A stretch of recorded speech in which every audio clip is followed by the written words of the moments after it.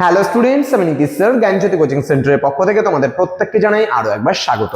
তো স্টুডেন্টস, আজকে আমি তোমাদের সঙ্গে আলোচনা করব এনইপি 4 ইয়ার আন্ডার গ্র্যাজুয়েট প্রোগ্রামের অধীনস্থ যে সমস্ত ছাত্রছাত্রীরা বিভিন্ন কলেজগুলোতে পড়াশোনা করছো, সিধু কানু বিরসা ইউনিভার্সিটির আন্ডারে বিভিন্ন কলেজগুলোতে পড়ছো, তাদেরকে বলে রাখি যারা 4th সেমিস্টারে মেজর হিস্ট্রি নিয়ে পড়াশোনা করছো তাদের জন্য আজকে মেজর পেপার 4 হিস্ট্রি থেকে ভীষণ গুরুত্বপূর্ণ একটা বিষয়, সেটা হলো সোর্সেস অফ আর্লি মেডিয়েভাল ইন্ডিয়া, অর্থাৎ প্রারম্ভিক মধ্যযুগীয় ভারতের কিন্তু উৎসগুলি সম্পর্কে আলোচনা করবো। একদম খুব সংক্ষিপ্ত ক্লাসটি হবে।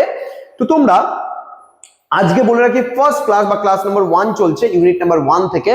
তোমরা এখনো পর্যন্ত যারা আমাদের চ্যানেলটিকে সাবস্ক্রাইব করোনি তারা অবশ্যই চ্যানেলটিকে সাবস্ক্রাইব করে পাশে থাকা বেল আইকন অল প্রেস করে বন্ধুদের সঙ্গে ভিডিওটি শেয়ার করো, যেন প্রত্যেকের কাছে আজকের এই ক্লাসটি পৌঁছে যেতে পারে। এবং তোমরা যারা ভাবছো যে অনলাইনে আমাদের ক্লাস জয়েন করবে, নোটস নেবে, যারা এসকেবির আন্ডারে বিভিন্ন কলেজগুলোতে পড়ছো তারা অবশ্যই যোগাযোগ করো আমাদের অফিসিয়াল নাম্বার 7076398606 নম্বরে অথবা 6295916282 নম্বরে। তোমাদের টোটাল কোর্স ফি রয়েছে তোমাদের এই সাধ্যের মধ্যে, জাস্ট ফর 1199 রুপিসের বিনিময়ে তোমরা পুরো কোর্সটা কিন্তু আমাদের কাছ থেকে পেতে পারো। এবং এখানে শুধুমাত্র মেজর কোর্সই নয়, এর সাথে তোমাদের যা কিছু আছে সেটাও তোমরা কিন্তু পেতে পারো।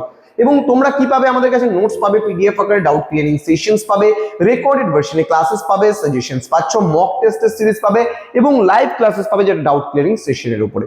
ওকে, চলো শুরু করছি আজকের ক্লাসটা। ভীষণ গুরুত্বপূর্ণ মধ্যযুগীয় ভারতের যে উৎসগুলো রয়েছে সেগুলো কি কি।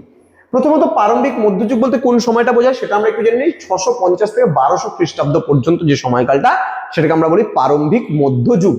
বলছে এই সময়ের ইতিহাস পুনর্গঠনের জন্য ঐতিহাসিকদের বিভিন্ন ধরনের উৎসের ওপর কিন্তু নির্ভর করতে হয়েছিল বা হয়। এই সময়কালে রাজনৈতিক, সামাজিক এবং অর্থনৈতিক পরিবর্তনের এক জীবন্ত চিত্র কিন্তু তুলে ধরে। প্রত্নতাত্ত্বিক উৎসের মধ্যে মন্দিরের স্থাপত্য আমরা বলতে পারি, শিলালিপি এবং মুদ্রার ভূমিকা কিন্তু অপরিসীম এই সময়কার ইতিহাস জানার জন্য। চোল বা পাল রাজাদের লিপিতে ভূমিদান এবং রাজকীয় বিজয়ের কিন্তু কাহিনীও কিন্তু এখানে বর্ণিত হয়েছে। অন্যদিকে সাহিত্যিক উৎসের ক্ষেত্রে কলহনের রাজতরঙ্গিনীর কথা বলতে পারি, এক অনন্য উদাহরণ যা বৈজ্ঞানিক পদ্ধতিতে কিন্তু ইতিহাস রচনার কিন্তু সূচনা করে। এছাড়া চাঁদ বরদাই এর পৃথ্বীরাজ রাসো বা সন্ধ্যাকর নন্দীর রামচরিত এর মতো রাজ প্রশস্তিগুলো রাজবংশের মহিমা প্রচারের সহায়ক কিন্তু ছিল। এই যুগে আঞ্চলিক ভাষার বিকাশ কিন্তু ঘটায়। প্রচুর আঞ্চলিক সাহিত্যও কিন্তু ইতিহাসের গুরুত্বপূর্ণ উপাদান হয়ে ওঠে। দেখো, যে কোনো যুগের আমরা ইতিহাসগুলো জানতে চাই না কেন, সেখানকার ইতিহাসের উপাদানগুলোকে কিন্তু আমরা দুটো ভাগে ভাগ করি।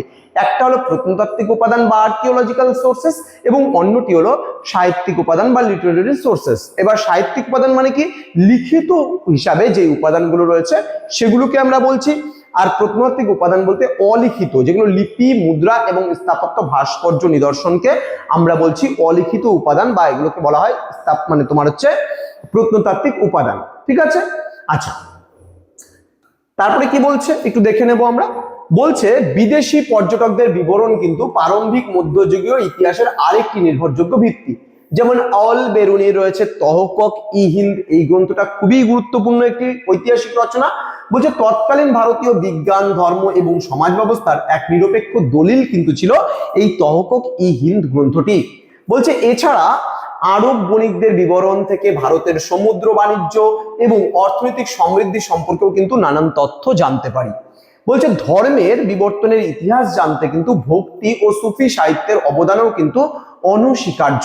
মূলত শিলালিপির প্রশাসনিক তথ্যাদি, রাজ প্রশস্তির রাজনৈতিক বয়ান এবং পর্যটকদের সামাজিক পর্যবেক্ষণের সমন্বয়ে কিন্তু প্রারম্ভিক মধ্যযুগীয় ভারতের কিন্তু একটি পূর্ণাঙ্গ ইতিহাস রচিত হয়েছে। এই বিচিত্র উৎসগুলোই কিন্তু প্রমাণ করে যে এই কালখণ্ডটি অন্ধকারাচ্ছন্ন ছিল না, বরং এটি ছিল একটি গুরুত্বপূর্ণ রূপান্তরের সময়। তো আশা করি আজকের যে ক্লাসটি ছিল তোমাদের বুঝতে কোনো অসুবিধে নেই।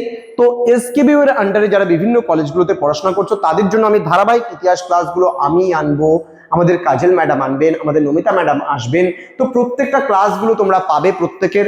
তো যারা এখনো আমাদের সঙ্গে যুক্ত হওনি তারা অবশ্যই চ্যানেলটিকে সাবস্ক্রাইব করে পাশে থাকা বেল আইকন অল প্রেস করে আমাদের সঙ্গে যুক্ত হয়ে যাও। আমাদের অফিসিয়াল দুটো নাম্বার রয়েছে, এই নাম্বারে যোগাযোগ করে। দেখা হচ্ছে খুব তাড়াতাড়ি তোমাদের সঙ্গে আরো একটা নতুন ক্লাস নিয়ে। তোমরা প্রত্যেকেই ভালো থেকো, সুস্থ থেকো। Thank you so much, thanks for watching after all, thank you.